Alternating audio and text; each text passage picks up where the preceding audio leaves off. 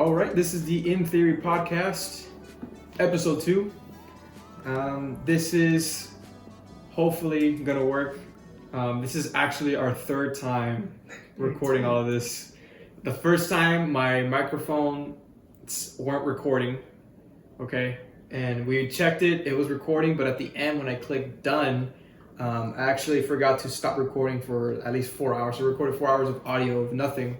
And then I clicked done and it was too much memory for my computer to handle, so it shut down. The second time, my camera batteries died. So this is our third time. But we will keep it as real and as fresh as possible. All right, so let's go ahead and dive into this. So this is episode 2 of the In Theory podcast. I'm Jonas Martinez. And let me go ahead and introduce my guest, Matt. Matthew Garza. Go ahead and tell us about yourself, man. My name is Matt. I am 4 feet 6 inches, 20 years old. I love YouTube. I love comedy. I love sports. Basically anything, really. Like make me laugh. I love music. Cool deal. So you say you like comedy, Yes, sir. and you say you're 20 years old. That is correct. Gonna be 21 in April. April. Wow, interesting. Do you plan on drink? Huh? Do you plan to drink? I've already done that. Can your body handle it? I didn't drink a lot. But my mom started to not like it. My sister was not okay with it. Have you been buzzed? Light. Like, Yeah. I don't know, because it was also like my first time drinking a little bit more than usual. But my New Year's is to not do that, just because people weren't happy with it. So Yeah. it's not good for you. So I've seen the bad let's jump right into this. Let's get deep. Let's get real. Are you cool with that? Let's jump. So tell us about yourself in terms of, I guess you would say syndrome. My Right. syndrome, yes. So tell us what it's called, what it is, and just go at it, man. So it's Jarcho, Levin syndrome, and scoliosis. The scoliosis is a basic. People really know what it is. Mainly, your spine is not straight. So for some, it could be a C-shaped, S-shaped. I think those are the only options. Jarcho-Levin syndrome is your upper torso does not grow with the rest of your body. So on camera, I don't know how it is, but my legs, arms are longer than it should be, I guess you could say. So in essence, it's just your torso isn't fully grown yet, right? Yes. Okay. Yeah. So since day one, you were born with this, and let's say you were born, right? Okay. Did they automatically could tell right away something was wrong, No. or it just kind of like had to see what was the deal, or what? No, I want to say my parents kind of expected it, just because they had troubles with their last child before I was born, which she ended up passing away in my mom's stomach. So I'm assuming maybe it messed up with the chromosomes, because my mom didn't give herself much time to heal with the process. So I guess that's where it messed up. I don't know if they expected it. I don't know if they saw it. I don't know technology-wise at the time. So then your sister passed away in your mom's stomach before she was even born. Yes. How long was the time duration between her passing and your birth? Oh, I think they said a couple months. Wow. So she could have been 98, maybe. I don't know. Damn. I'm That's not familiar very. with That's birth, so I don't know. Yeah, that's how long it could have been. that's very soon. Maybe like maybe it has to do with it. Maybe it doesn't. Yeah. But I think the fact that there was something obviously wrong that was going to happen with the birth of your sister. Yeah. And then the passing of her, and then a few months later you're born. Yeah. That could have a strong effect and or impact 100%. on the syndrome that you were born with. Yes. Is it a genetic thing? Do people in your past family members have it? Not that I know of, not to my knowledge, no. Right. Okay. So then maybe it is the fact that because of there was not enough time for your mom's stomach to heal or for her to heal or something. I'm not a biologist or anything like that of sort. Yeah.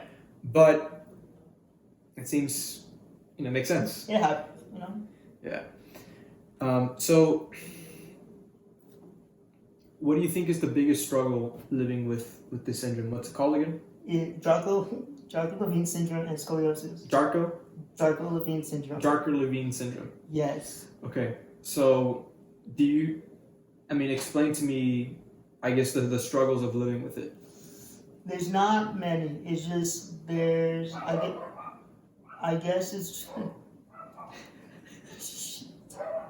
stupid dogs. No, I think it's just mainly like I could struggle with driving. Most people have a neck. Your guys have necks. You turn all the way. Me, I have to turn my whole freaking body just to Right. So be able to see that. So then you don't have a neck, right? Or do you have a very I'd say it's small like a neck? good 1 inch. Okay. Pinky size. I don't Right. know. So like if you try, like if you sitting down, right? If you tried to turn your head without turning your body, how far could you do that? I've actually tried. So this side, I believe, much further. Like right here, Mm-hmm. that's as much as I can go. Mm-hmm. Right here, You that's have to turn your body. Yeah. Yeah. Yeah. So it sucks, especially because it can mess it up. I guess the blind side, I want to say. Mhm. Yeah. So outside of your peripheral vision. Yeah. But Right. that's basically it. So there's that, and then I guess just my syndrome may not have anything to do with this. Could just be that I don't work out that much. Mm-hmm. But mainly I don't have a lot of muscle. I was told I can't necessarily lift a lot. So at the same time, it's both muscle and possibly could mess up something in my body that I just can't lift. Your spine? It has to do with Yeah, scoliosis. Scoliosis? Yes. Yeah. Yeah. I'd imagine anything with cardio relation as well, you're at a limit, right? With what? With cardio. Cardio? Cardio. In other words, running, anything where you have to breathe a lot, it's you're my short. lungs aren't that good. I get tired if I run freaking as fast as I can. Mm-hmm. I can run fast, but not long. Yeah. So I would get tired easily. Walking fast, maybe like a little bit, but not really. Yeah. Growing up with this syndrome in elementary and middle school and high school, have you ever experienced people giving you a hard time or people picking on you or Elementary school, yes. Okay. I would say early stages, so like kinder, first grade, maybe second grade, maybe third. Mm-hmm. People would do what most kids nowadays do. They'll put their shoulders up, whatever, they'll point, or they'll be like, look, mommy, like, small man, whatever. Mm-hmm. But at the times, it would hurt my feelings, and I'd get more like sentimental about it. But nowadays, it's like it doesn't matter. It's who I am, and it's what it is. God intended for me to be. So Mm-hmm. I live with it. To this day, does it still annoy you? A little bit, not really. Like it'll annoy me for like a minute or two, and then I'll get over it. Just because what I do is just like move on as as fast as possible. Yeah. Because I know, given where you work, where we work, there's always people, and there's always kids, and there's always families and people. So I'd imagine when you're there, you get more attention than you would like. Oh yeah, yeah. The only thing I guess what could upset me a little bit more is like, and it doesn't happen that often, that usually when a kid points or does certain things, the parents will correct them or be like, that's not nice. Mm-hmm. But it's when those that don't do it, they don't say anything. Mm-hmm. It kind of it's kind of Just like let it messed up. happen. It's just you should be an adult and have respect. Yeah. So. Yeah. But I that's one end of the spectrum. I think on the other end of the spectrum too, there's a lot of people that actually respect you and like you and treat you with kindness. Yeah. And it could be because of your syndrome, but I think for the most part, I think your persona and your character and how you deliver yourself earns that respect. Oh, yeah. Right. But I know when you're at work or when you're out in public, do people reach out to you? Like people that you don't normally know, do you think you have They more just of come a... talk to me? Yeah. If I get, I'm gonna say no. Okay. No. Just only if I know them or maybe it's been a while. like years. Maybe I knew them in elementary school and then haven't seen them since. But if anything, as well as if my parents like have mentioned me and people see me at the stores or something without my parents being around, like they'll be like, "Hey, like I'm your dad's friend, whatever." But other than that, not really, no. So, when you would experience, I guess we could call it bullying, or not bullying, but just belittling. Yeah. Is the more accurate word. How would that affect you emotionally as your growth in elementary school and middle school? In terms of not only them pointing at you and you feel sad, but in terms of your self-worth and or self-esteem, did that in a way affect it? Yes and no, not super bad. I growing up, like as a kid, I would go home at the times that they would like pick on me because I felt like I was sure they were at the same age, so to me it was like not cool. But I would go home and just ask like why. I would pray to God. I would ask why, like why'd you make me like this? Like what's the purpose? Like find out in a year or two, a couple years down the road. And to this day, to be honest, I don't know. It could be that maybe it's to be here and talk to people like normal people, in my opinion. It could be just to make people laugh, happy, joyful, have happiness in their life, I guess, if you could say. But at the time, it would make me just sad. I was just question why. Yeah. So, you think we're going to get into the more not so deep, but the religious side of things, because I know you mentioned God a few times. Yeah. You think God made you like this, the way you are, on purpose? We were made, in my belief, I grew up in church, so I would say I was taught that we are made in His image. So if this is in a way His image, maybe then there's a reason for it. In His way, in His image, then yeah, I believe there's a reason for it. Like I said, I don't know necessarily. I hope there's a reason for it, but I don't know. We'll see. I'm fine with it. No, I'm fine. Yeah, and it's so important to be to have a lot of optimism rather than pessimism. So optimism, in other words, is to acknowledge the positivity of things, right? Yeah. So it's like saying, well, damn, dude, like you can walk, you have hands, you have legs, you're in a mental state, mentally wise, you're normal. Yeah. Right? You understand, you comprehend what people tell you, you respond back. It's just the physical aspect. It's just the physical aspect. And are you really that behind? Not really. No. You can do pretty much what anyone else can do. Uh-huh. So that's a great thing. That's a more optimistic approach. What do you think is the biggest thing that you feel different compared to somebody who doesn't have the syndrome? Like the biggest, do you understand what I'm asking? Yeah. Okay. I'm just trying to think. Biggest thing. I don't think much. It's just maybe, like I've said before, it's not being able to lift a lot. Mm-hmm. I guess just not being able to do certain things like sports, like playing football, in instance, that I can't do. It sucks in a way, but I don't feel that different. Yeah. So let's get into some sports talk. So you said you played basketball. Yes. In 8th grade. Terrible. Dude, fuck off. But it was fun.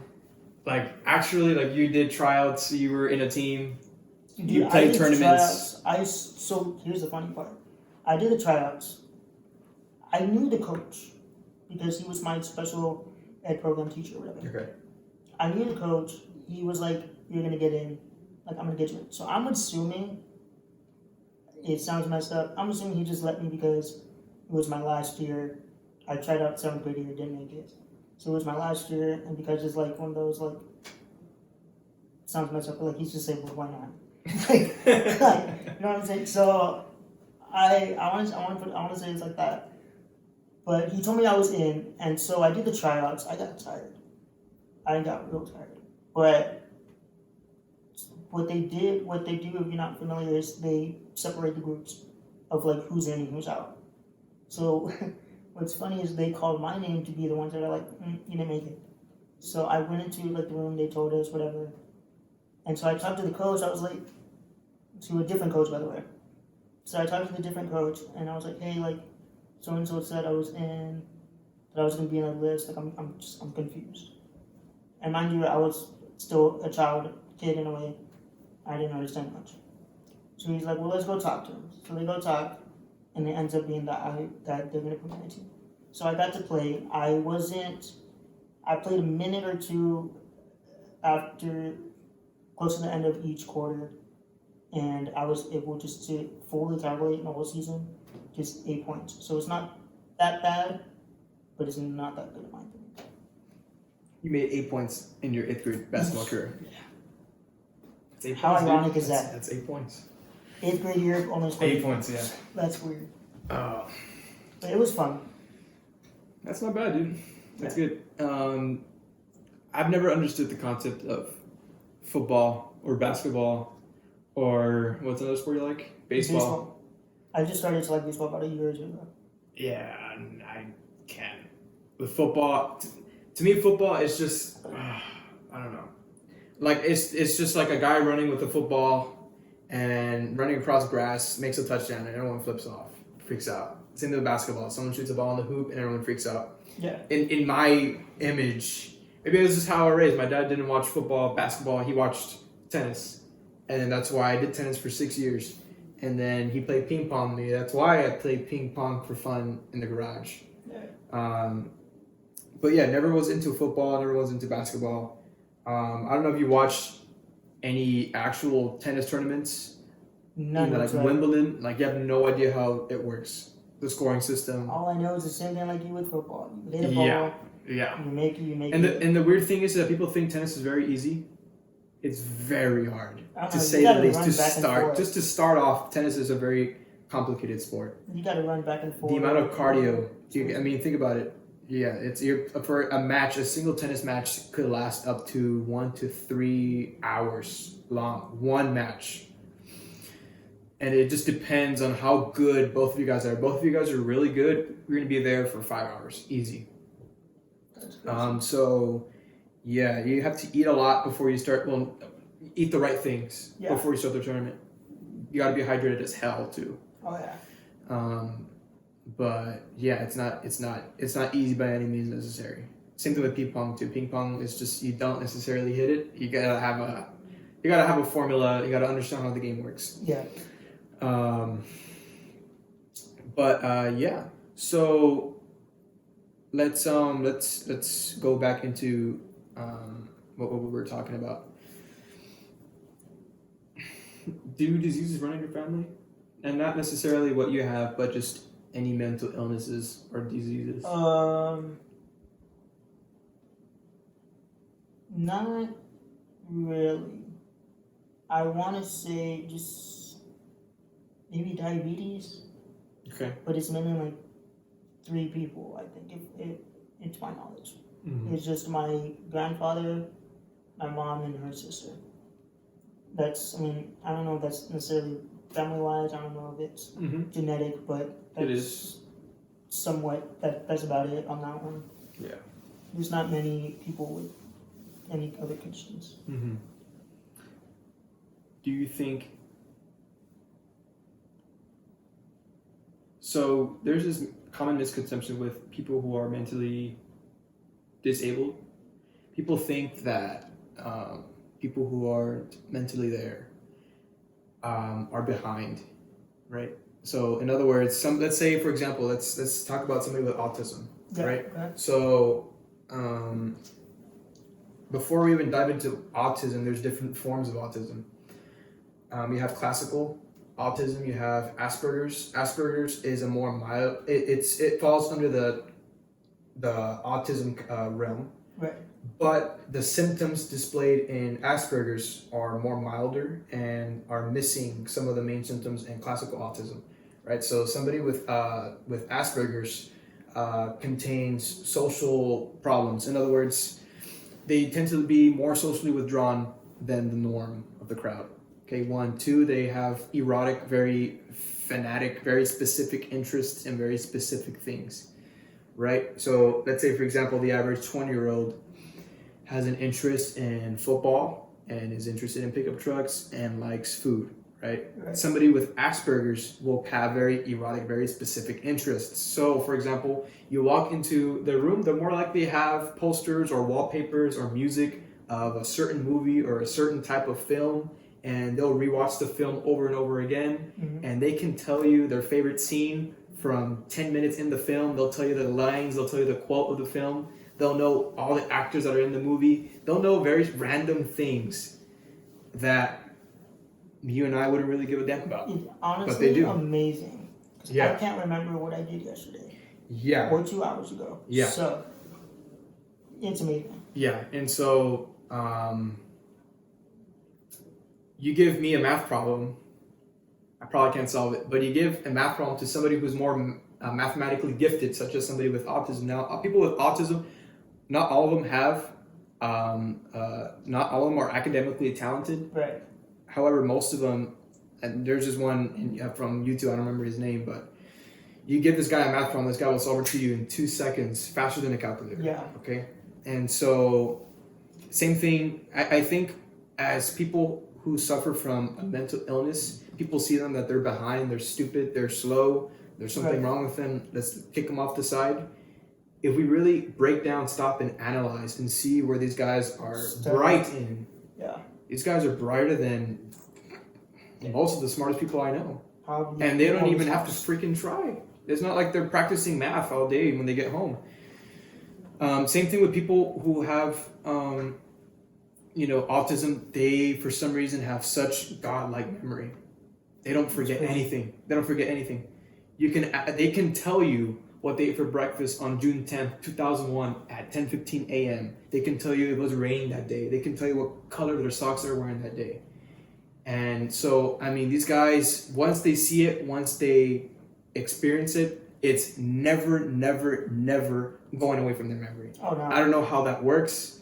I don't know, but these guys are just somehow talented with their mental illnesses. It's amazing on what they can do. Now, on the other hand, as optimistic we can be with certain mental illnesses, there's some very scary ones. Oh yeah. Like schizophrenia is an awful disease. It's like you're living in a nightmare constantly. I know my uncle, he had schizophrenia for 80% of his life. He wasn't born with it, and that's the scary part. You would hope and pray if you have a child, they would tell you, hey, you know what, your child has this. This is what to expect. This guy was born normal, right? So you have a normal, healthy baby. Here's your baby, blah, blah, blah. First 5 years, normal. First 10 years, normal. First 15 years, normal. And something happened in the 14, 16-year-old range where he just snapped. And he caught schizophrenia. And the first 10 to 15 years of him living with schizophrenia was at its, which by the way is a very chronic disease.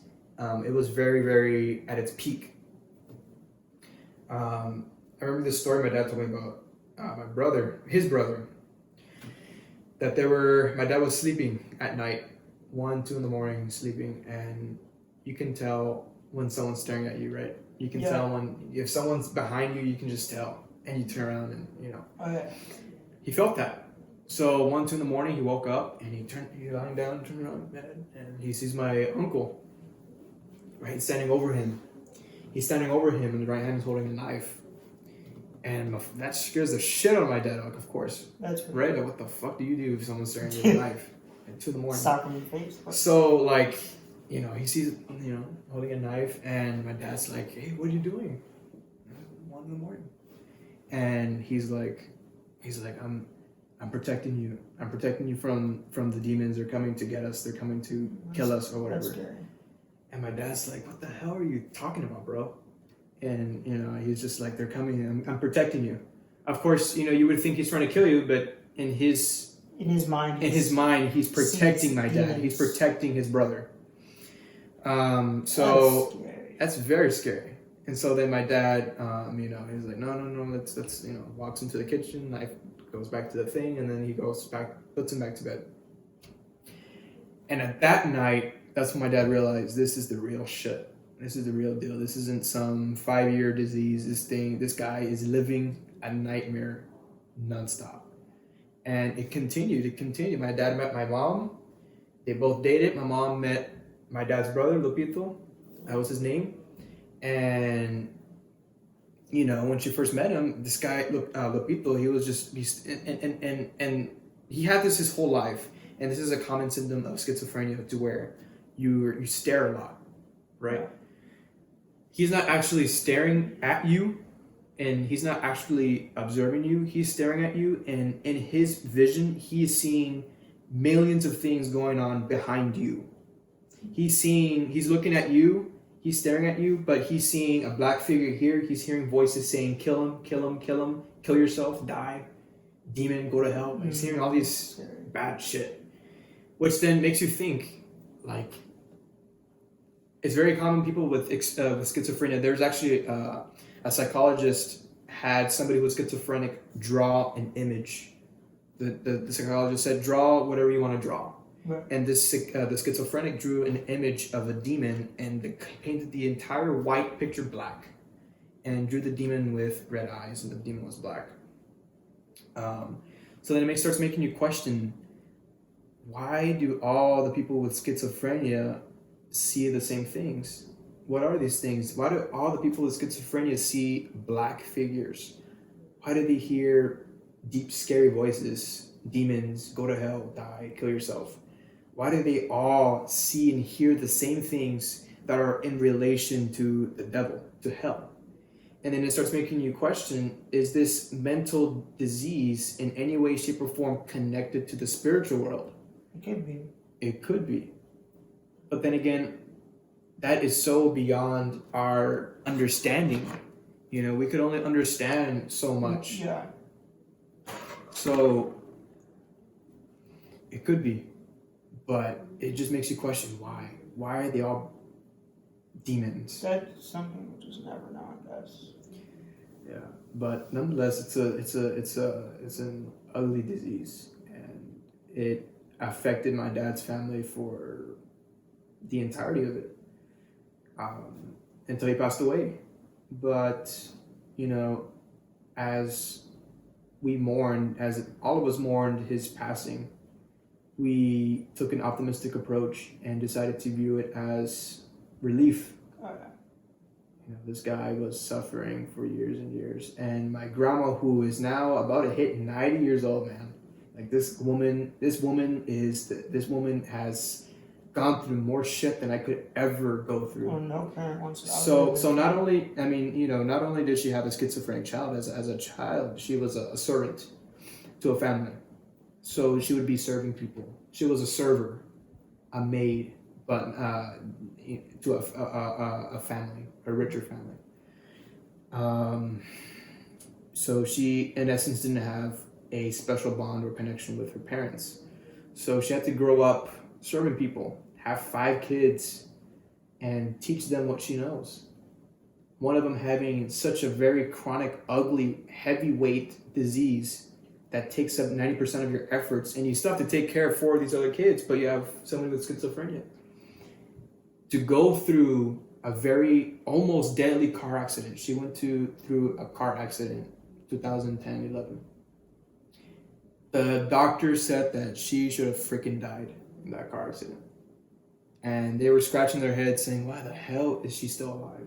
Why is my grandpa still alive? And my uncle, who had schizophrenia, was in that car too. Why are these guys all alive? They should have died in that car accident. And they were doing a U-turn they're doing a U-turn.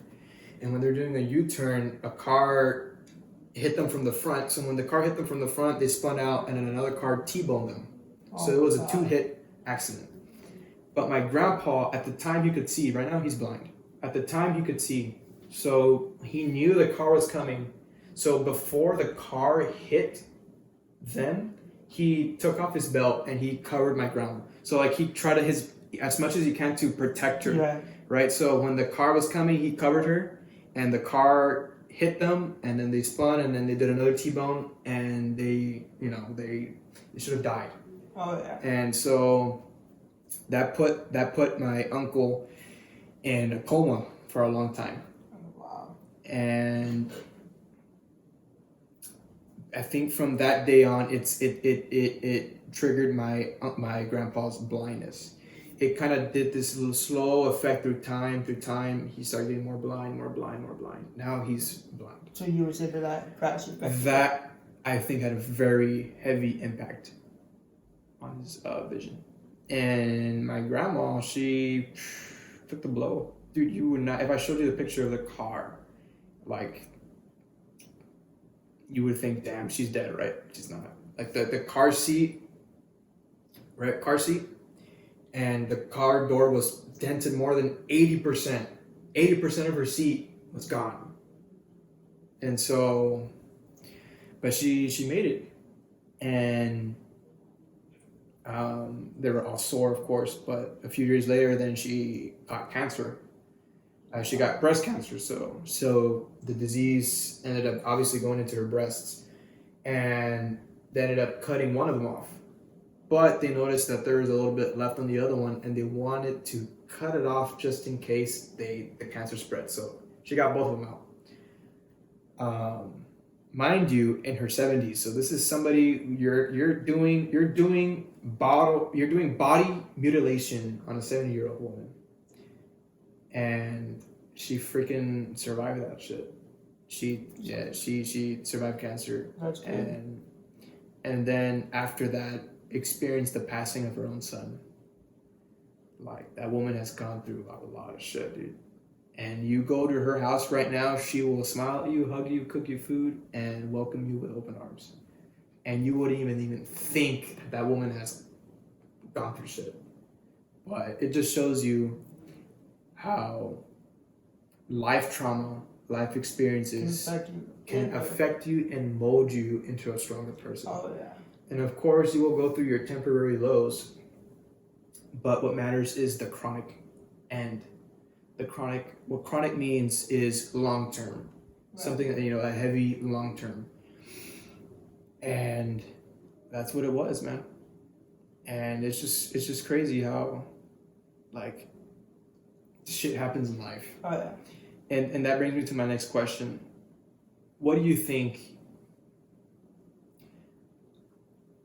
out of your 20 years of being alive, is your saddest moment that you remember? That brought you low. That what possibly changed my life in general? Anything that made you sad? I didn't go through a lot. No, I didn't go through a lot of mental situations. I didn't go. I wish I could answer that. I didn't go through a lot. No, I would say it made my childhood was in a way fine. I wouldn't say nothing much changed. There was times where, I guess, besides like the opposite of car crash, my parents growing up would argue a lot, and sometimes in a way physical fight. Mm-hmm. So I guess, okay, so there was one time they were arguing in a physical fight, mm-hmm. and I was in the room. And in the room where they were fighting in, or in a different room? No, in the same room. I don't know what I was doing there. I was probably just watching TV, whatever. Mm-hmm. And I believe I tried to get out, but the door was locked, or I think I ended up getting out. But either way, I was trying to find my sister, one of my older sisters, because I didn't I wanted them to try to figure out stop the situation. Couldn't find her, so I was just there in the room. For some reason, I went back into the room and I was just watching, and it made me sad in a way that it just hurt to know, it's not just, my sisters have been through worse. My dad used to do drugs as a kid. Not super bad. Yeah. I would say it's the most common, but that would affect him and the way the family was at the time. Growing up, I would see my parents split up for a while, and then come back, and split up, come back.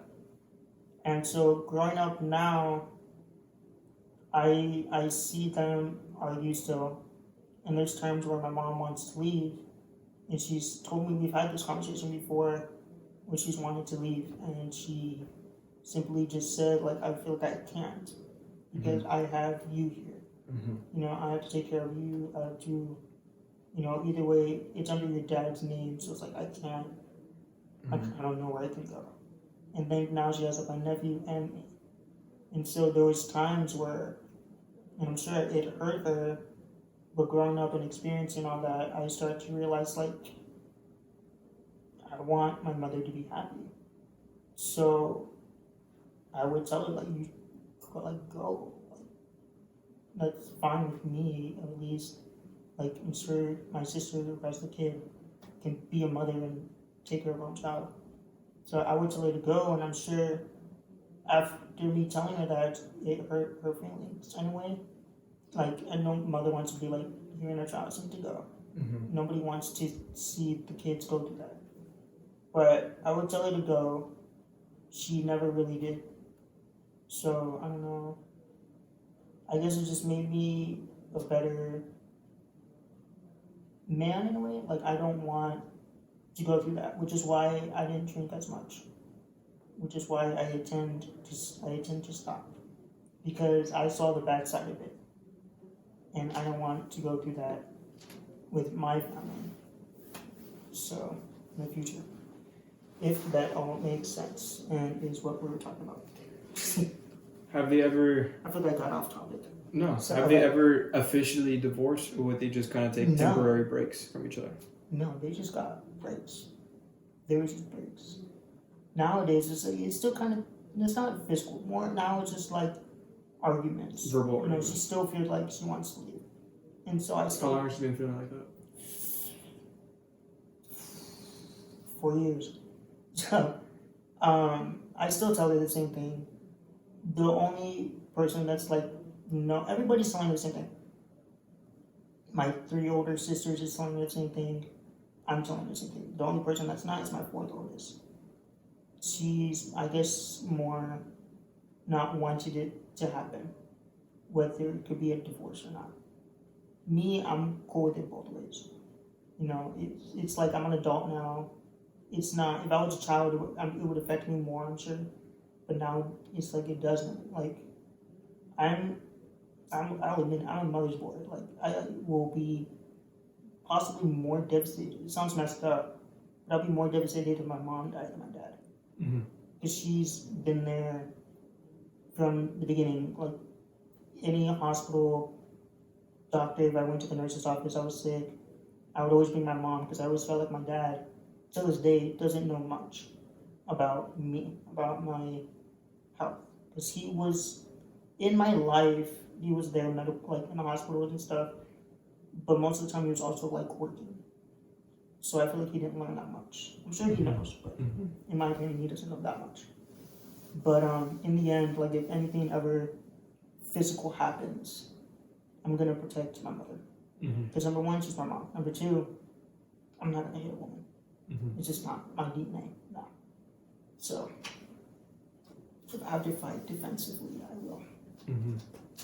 So it's actually very common that sons feel more a special connection with their mother than their father. Yeah.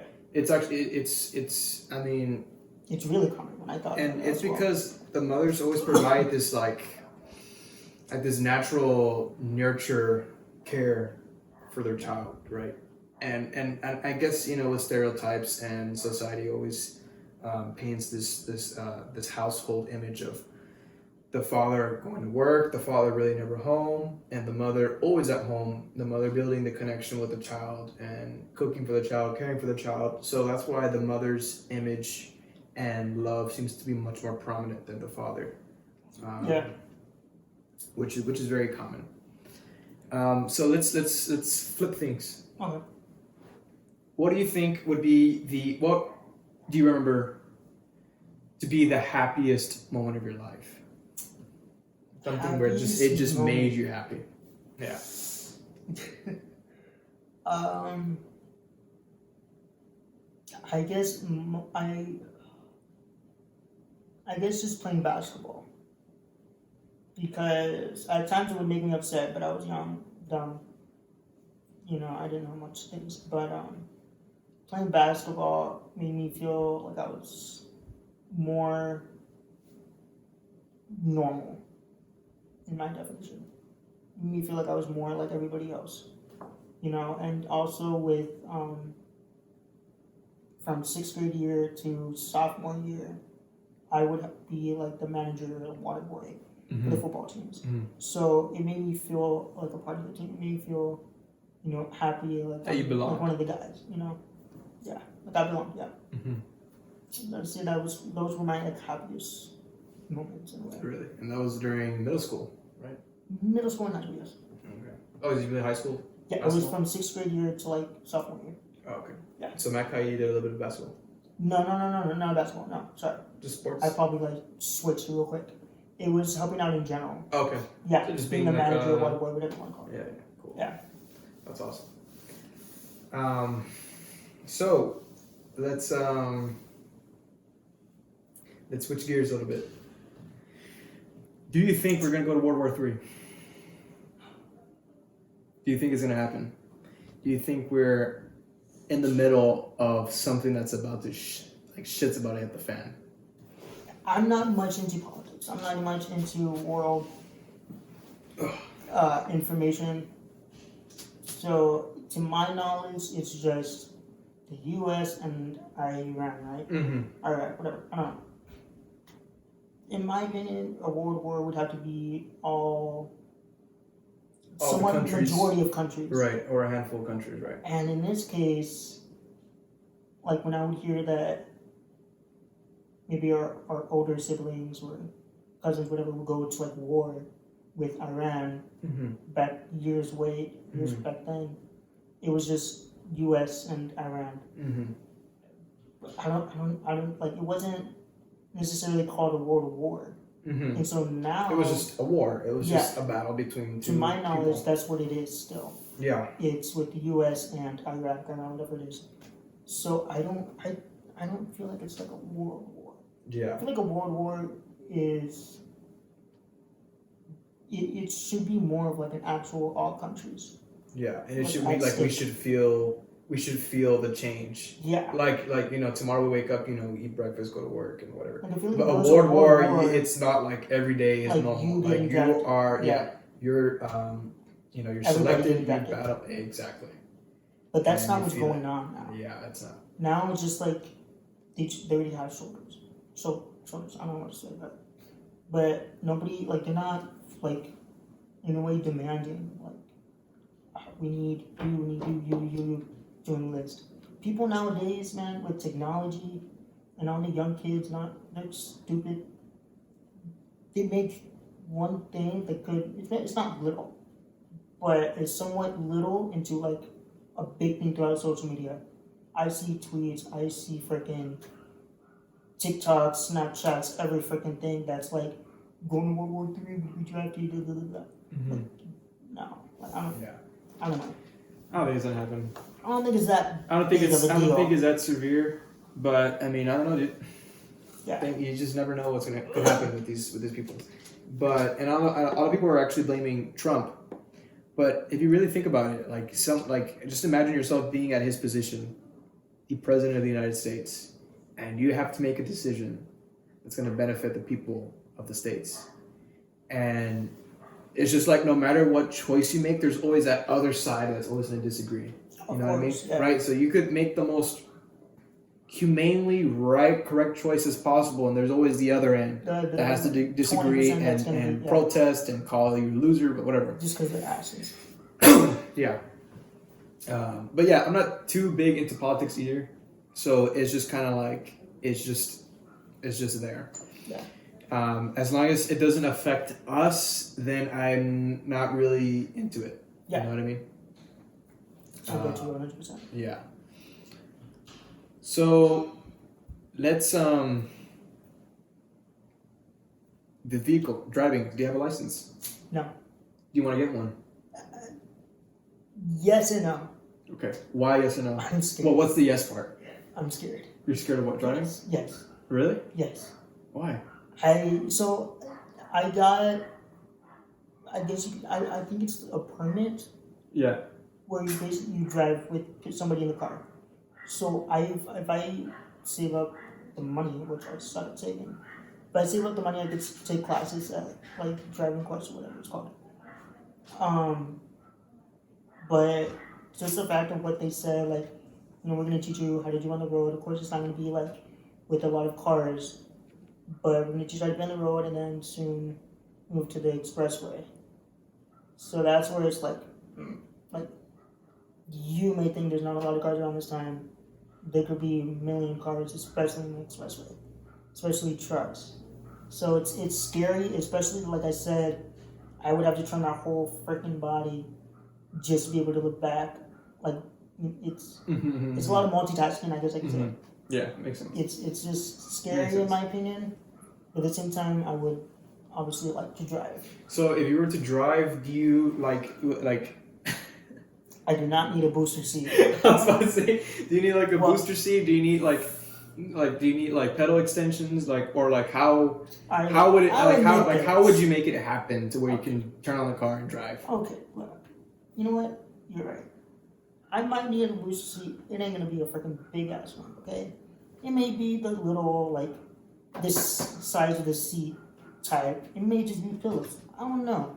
I might just save up a lot of money to fix up the actual seat. Leg wise, as of now, because I've tried it before, it's perfectly fine. Yeah. I got long legs. I got long arms. It's just this part. Maybe fixing mirrors a certain way. Maybe I might need to add more. But if that's possible. But other than that, not many difficulties. What's your dream car? Dream car. Yeah. It's gotta be a Lamborghini. And if I could go a little bit cheaper, it would be a Corvette. Okay, so a Lamborghini would be your dream car. Do not specify. I don't know cars that much. Huracan, Aventador. Okay, Huracan, Aventador, one of those. Okay. So, like, how about a realistic dream car? Realistic, something I can afford. I want to say I'm a good size type of sedan, whatever. I don't know necessarily specific cars. Some type of Ford. It may be a truck. I've always wanted like a pickup truck, like a Ford Ranger. I don't know what you. Like those are nice. I like the Rangers. Yeah. Yeah, I've seen trucks, the classic type of trucks, the ones that you can like they're low, they look like farmers type of trucks. I wish I could have one of those, but those are expensive. Yeah, but like you're not into sports cars? Yeah, like the Corvette, Lamborghini.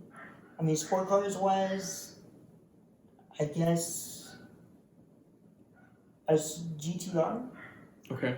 Or Subaru BRZ. Okay. I really like that one as well. Have you noticed though, like with the BRZs, that like there's 3 different companies that all make the same car? Do they? So yeah, so the Subaru BRZ, the Toyota 86, and the Scion FRS are all the same cars. They're all exactly the same. Like I would show you a picture on the thing, on the TV, but look. And I don't know how that happens versus BRZ versus FRS. I bet they're all the same. It's just different branding and maybe a little bit different in the engine, like inside the car was. Yeah. Maybe different like seating products, all that. So yeah. So you said the Subaru BRZ or what'd you say? Yeah, Subaru BRZ. Yeah. So yeah, so this is the on the left obviously is the Subaru and the right is the Toyota. Two different car companies, They're both still but nice. they make exactly the same cars, which is weird. I don't It's know if it's a legal thing. detail-wise. It's the whole thing is the same. And what, Really. one of them's just one expensive than the other? Or They're just different brands. different brands? I just don't know why or what, but yeah, they're all the same. I don't know. It's weird. interesting. Very interesting. Yeah, so that's cool. Subaru BRZ. Would you like to drive? Would you like to learn how to drive a 6-speed manual, or you're sticking to automatic right now? Automatic. That's all I know. Mm-hmm. Stick. My dad has had a stick. You have a stick. Mm-hmm. It seems complicated to be honest. Because you got to switch gears. You got to use a foot or two with 2 feet. I'm assuming. 2 feet. Yeah. No. That's too much more to. I'm already having to like physically turn The my whole. body. Yeah. I'm not gonna make myself crash. No. Yeah. Have you ever been in a car accident? Gotta go down like. Yeah. Really? Me, not me. So I've been in a car with. We've had a car accident family-wise. Oh, okay. Like in the back. Not me, you. No. Oh Okay. god. Yeah. No. Shoot. It's probably. How do you think that'll turn out to be if you got in a car accident? Oh my god. Fuck, what happened? Probably be dead. I'm freaking stupid right now. I don't know. Are you into music? Yes, I love music. What kind of music do you listen to? Genres? Rap. I'm big on rap. Wow, I've never would have guessed rap. Okay. Yeah, I would say rap. I'd say regular music that you hear all around. So like in our radio stations, the 106.3, 107? 107.9. Yeah, I don't know what the genre is called. I don't know what it is. So it could be So you a just mix like of commercial music? Yeah. And country a little bit also. A little bit of country? A little bit. Can you name a country artist? No. Not at the moment. Not Not now. Country song? Country song. Okay. No. Drunk on a Plane. Nope, forgot the guy's name. No, Derek. I think it starts with a B. Derek, Drunk on a Plane? Yeah. No, it's called Drunk on a Plane. Drunk? But the person that sings it, No, but the song is called Drunk on a Plane? yes. It's And- country. Yes. Ever heard of that song, maybe? Drunk on a Plane? It's by Derek something. Because she used to like country back then. I got into it because my cousin, Okay. he played all the time. Yeah, that's the type of music I'm into. Cool. I grew up with that. A bit of country. Cool. It's very similar. She used to be into country before I met her. And she actually tried to get me into country a little bit. But It's not bad. yeah, country. I'm not into country, dude. Like, I don't know. It's just my thing. I just do house music. It's fine. I wasn't into country. Everyone From has high different school. tastes. It's all good. So, damn, man. I think we hit all ends of the spectrum on this podcast. I think we did it. I think we did it, bro. Yeah, let's go and wrap this up because I'm getting hungry. All right, so that is the In Theory podcast, episode 2. That would be the wrap for today. So I hope you guys enjoyed. I'm having a lot of fun going in depth with these stories and getting real. We definitely got some more people coming in later on. But nonetheless, this is it. This is the wrap, and I hope you guys enjoy. We'll see you next time.